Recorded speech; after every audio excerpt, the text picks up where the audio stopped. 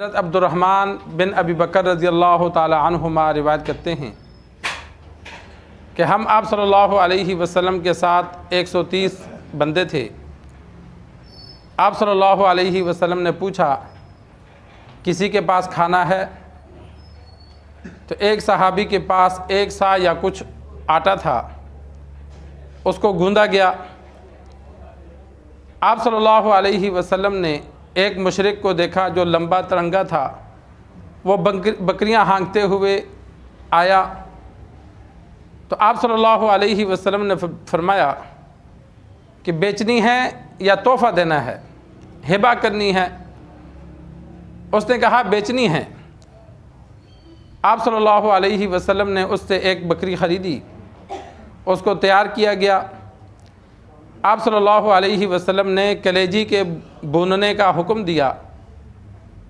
Abdurrahman बिन अबी बकर रज़ी अल्लाह ताला अन्हु फरमाते हैं, अल्लाह की कसम 130 बंदों के लिए आप सल्लल्लाहु अलैहि वसल्लम ने कलेजी के टुकड़े किए। जो मौजूद था उसे दिया, जो मौजूद नहीं था उसके लिए उसका हिस्सा रखा। कि एक बकरी की कलेजी में अल्लाह ने इतनी बरकत दी कि 130 बंदों पर तकसीम की। फिर बकरी के गोश्त को 2 प्यालों में रखा, 130 बंदों ने पेट भर के खाया। और फरमाते हैं बाद में जब जो गोश्त बचा हुआ था उसको मैं उठाने लगा तो दोनों प्याले उसी तरह गोश्त के भरे हुए थे, जिनको उठाकर मैंने ऊंट पे रखा। 130 बंदों के लिए यह सरकार दो आलम सल्लल्लाहु अलैहि वसल्लम की वजह से अल्लाह तबारक व तआला ने बरकत अता की। तो बुखारी शरीफ का दरस चल रहा है, शुरू से लेकर अभी हम किताबुल अतइमा तक पहुँचे हैं। पीछे पहले किताबुल निकाह था, किताबुल निकाह के बाद किताबुल तलाक, तलाक के मसाइल बयान हुए। अब किताबुल अतइमा, अतइमा के इमाम बुखारी रहमहुल्लाह किन चीज़ों का खाना जायज़ है, किन का खाना नाजायज़ है, खाने के आदाब, खाना कैसे खाना चाहिए, शुरू में क्या पढ़ें, दरमियान में क्या पढ़ें, आखिर में क्या पढ़ें, बैठने का तरीका क्या हो, जो सरकार दो आलम सल्लल्लाहु अलैहि वसल्लम से खाने के बारे में अहादीस हैं, इमाम बुखारी रहमहुल्लाह की शराइत पर पूरी उतरती हैं, उनको उन्होंने जमा किया। तो चंद दिन इंशाअल्लाह इस मौजू पर ज़िक्र होगा। आज इमाम बुखारी रहमहुल्लाह ने इस हदीस को बतौर दलील के नकल किया कि इंसान पेट भर के भी खा सकता है, कि आप सल्लल्लाहु अलैहि वसल्लम और सहाबा से कई मौक़े पे साबित है। वरना तो इब्तिदाई दौर में गुर्बत थी, एक वक्त खाते थे, 2 वक्त नहीं खाते थे। बाद में ऐसे हालात आए कि दिन में 2 वक्त खाने लग गए।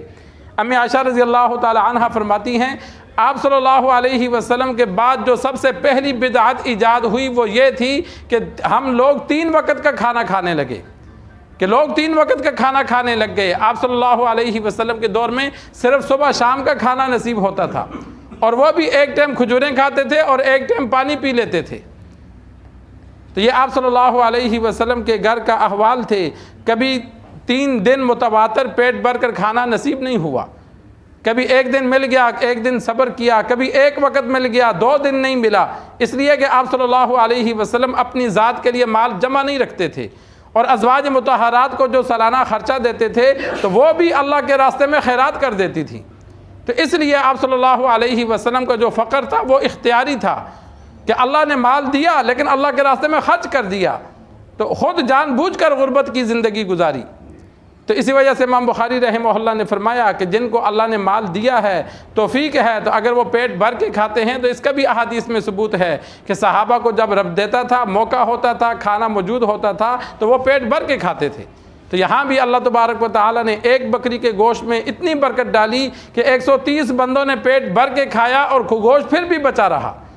हमारे यहाँ तो ये नामुमकिन लगता है, 30 बंदे खा जाएंगे एक बकरी का गोश्त, लेकिन 130 बंदे वो तो पूरा भेड़ खा जाते हैं। लेकिन जब आप सल्लल्लाहु अलैहि वसल्लम मौजूद हों तो अल्लाह तबारक व तआला बाज़ मौक़े पे खाने में पीने में बरकत अता फरमा देता है।